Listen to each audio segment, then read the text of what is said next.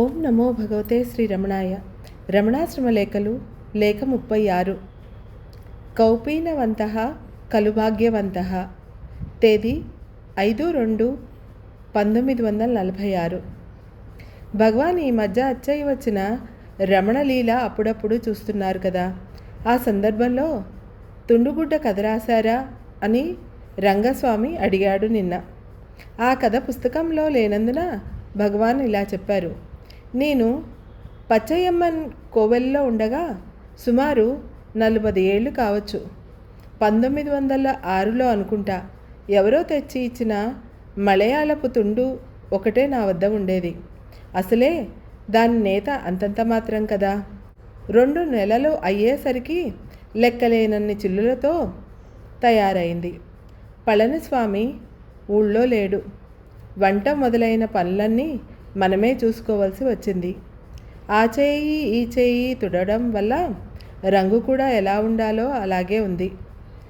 కప్పుకుంటే పస బయటపడుతుందని ఉండగా చుట్టి దగ్గర పెట్టుకునేవాణ్ణి. అదెలా ఉంటే మనకేం, పని గడిస్తే సరిపాయే. స్నానం చేసినప్పుడు అలాగే తుడుచుకొని చాటుగా ఆరవేసుకొని రెండో కంటికి తెలియకుండా కాపాడుకుంటూ వచ్చాను.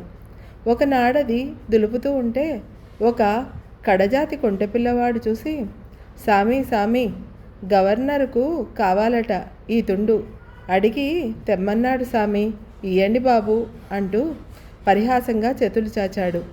అమ్మా ఈ తుండా? ఊహు ఇవ్వను పోపో అన్నాను. ఆ తుండు రాను రాను మరీ 1000 కంతలతో తయారైతే శేషయ్యరు ఇత్యాదుల కంటపడుతుందేమోనని దగ్గర పెట్టుకోవడం మాని స్నానం చేసినప్పుడు తుడుచుకుంటూ చాటుగా ఆరవేసి కోవెల ప్రాకారంలో ఉన్న చెట్టు తొర్రలో దాచిపెడుతూ వచ్చాను. ఒకనాడు నేనెక్కడికో వెళ్ళినప్పుడు శేషయ్యరు వాళ్ళు ఏదో వెతుకుతూ ఆ తొర్రలో చేయి పెట్టేసరికి తుండు దొరికింది. దాని వాలకం చూసి నొచ్చుకొని నేను వచ్చేసరికి అపరాధమైంది స్వామి అంటూ దుఃఖించడం మొదలుపెట్టారు. ఏమయ్యా కదా అంటే, అయ్యో 1000 కంతలతో ఉన్న ఈ తుండుతోనా స్వామి తడియార్చుకోవడం, మా భక్తి మండలి కాను, ఇంత మాత్రం కనుక్కోలేకపోతిమి అని నొచ్చుకొని బొత్తులుగా కొత్తవి తెచ్చిపెట్టారు. ఈ కథకు ముందే ఇంకొకటి కూడా జరిగింది. ఏమంటే నా కౌపీనం చిరిగింది. కావాలని ఎవరిని అడగనాయే. గుట్టు బయటపడకూడదు. కుట్టుకుందామంటే సూదేది దారమేది.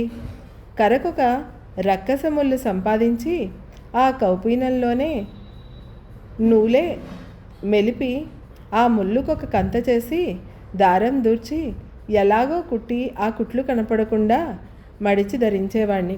కాలం గడిచిపోయేది. మనకేం కావాలి, ఆ రోజులు అలాంటివి అన్నారు భగవాన్. ఇది చెప్పడం వారికైతే సహజంగానే ఉంది, కానీ విన్న మా మనస్సు విస్తుపోయింది. ఈ సంగతుల్లో కూడా భగవాన్ చెప్పగా విని మురుగునారు పాట రాశారట.